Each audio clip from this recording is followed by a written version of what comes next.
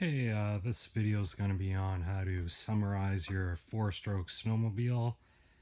There's really not a whole lot to it. This is a Yamaha Viper, obviously.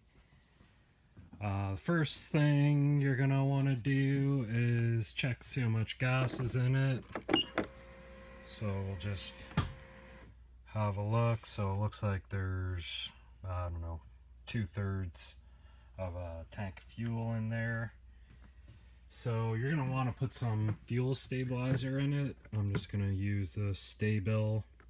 So 2/3 of a tank, or 3/4 roughly. There's probably about 30 liters of fuel. So I'm going to treat it with this Sta-Bil and basically 30 millimeters for every 10 liters, it looks like. So I'm going to put 90 milliliters of this in there. So probably bring it down to the, just above the,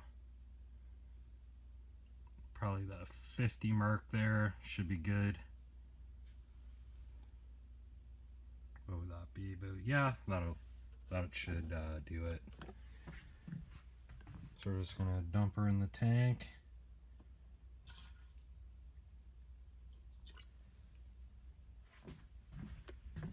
Check it.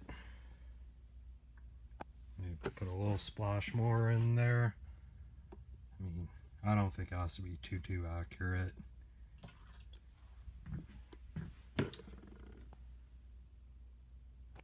So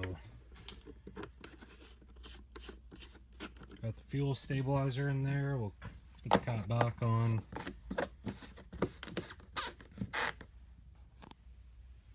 Turn the ignition off. I just shake it around a bit.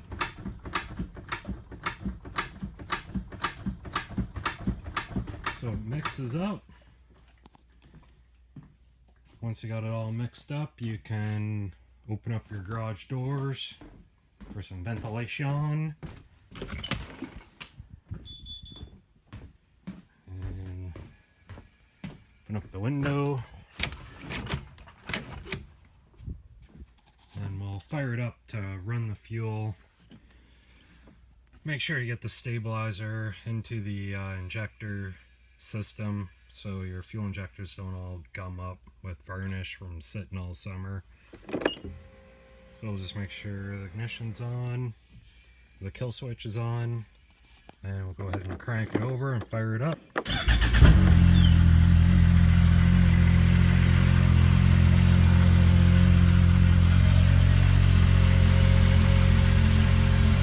Okay, so now that it's ran for a while and got up to operation temperature, the next step would be to drain the oil and do a complete oil change and service to the chain case. I'm not going to go through that whole procedure right now.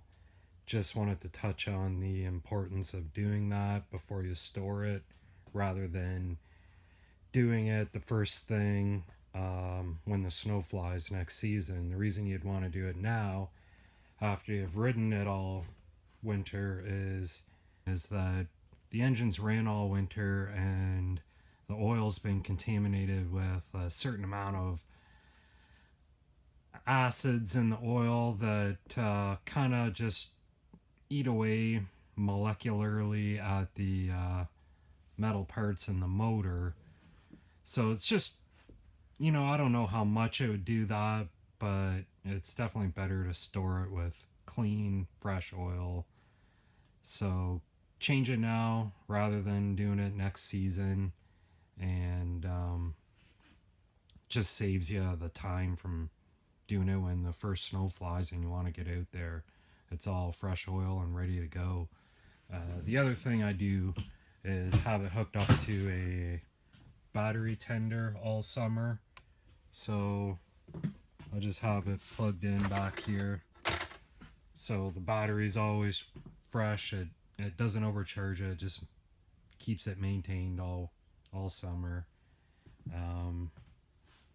Then the other thing would be to just maybe, if you want, do a little bit of maintenance on your belt. So I'll just pop this cover off. And what I'm going to do is probably just clean up these clutches a bit and pull the belt off, take it inside and wash it with nice warm soapy water, probably some dish soap, and reinstall it so it's all ready to go next year too. Okay, so I purchased the Thunder Products belt adjustment tool. So what this does is really make it easy to get the belt off. You just screw the supplied Allen bolt into it and tighten it on, and as you tighten, it opens up the clutch, so it makes it really easy to get the belt off. So you can see it moving in there, maybe you can, but the belt's definitely getting loose.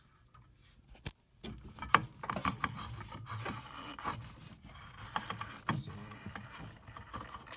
if you don't have this tool, it's definitely not that easy to get the belt off. So there you go, belt's off just like that. And take it inside and clean all the belt dust off. I'll show you how to do that in a minute. And then what I'm going to do to the clutches is just basically wipe them down with some Scotch pad. There's a little bit of corrosion on there. It's more like a dust, but I'll get those all cleaned back up. Maybe spray everything down with some brake clean. Okay, so I cleaned up the clutches with the Scotch pad and then just sprayed some brake cleaner on them, and then just kind of wiped them dry with a nice clean rag. Okay, we're up here in my laundry room. Going to fill up the sink or the laundry tub with some nice hot water with some dish soap in it.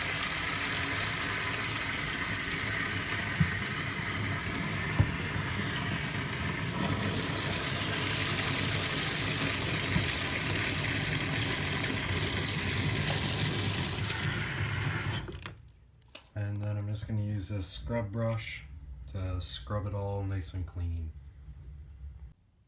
Okay, back out in the shop with the belt all cleaned, rinsed off, and dried.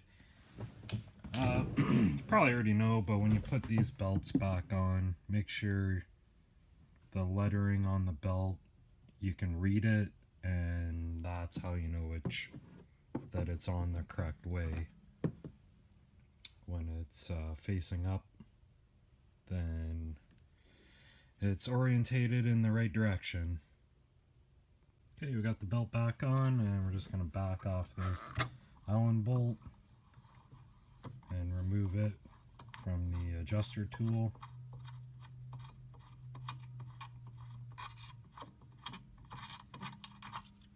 Set that aside, and then you just want to wiggle that belt around that clutch so it slides back in, and you end up with the proper deflection with the belt sticking up just above the clutch. I'll show you that in a minute once I get it there.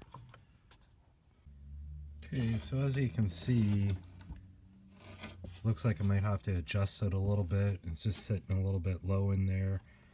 So all you need to do that with this adjustment tool is just grab the same Allen key, loosen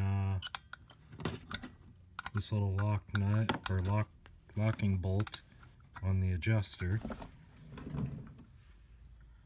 we're just gonna break that loose.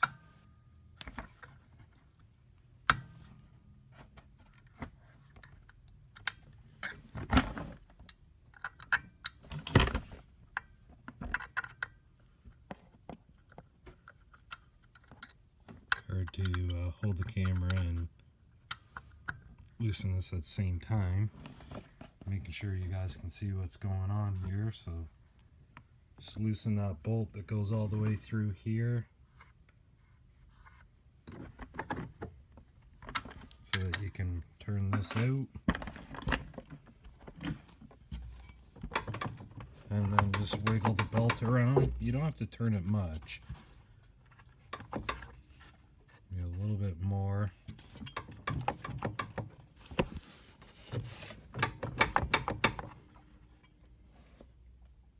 So you can see it coming up there in the groove. So I'm just going to keep working at it and I'll show you once I get it right. Okay, so that's right about where you want to have it.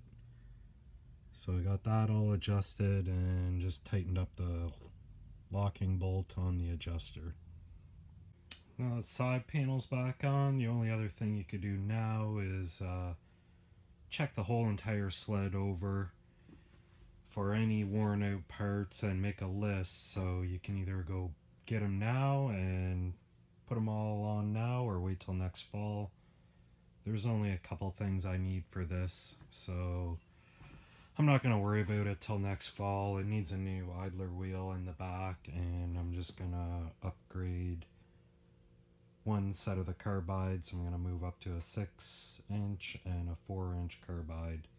Other than that, it's all cleaned up. That's one other thing before you start this whole process. Give it a nice wash job, clean it all up, get all the grime off of it, maybe put a coat of wax on if you want, some Armor All on the seat, and then the next thing I'm going to do is throw the cover on it and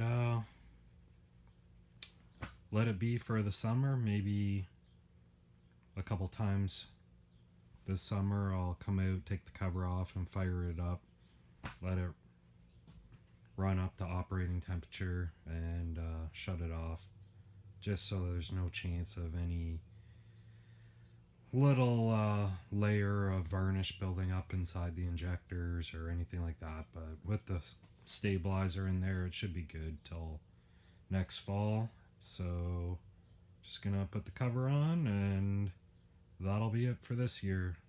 Thanks for watching.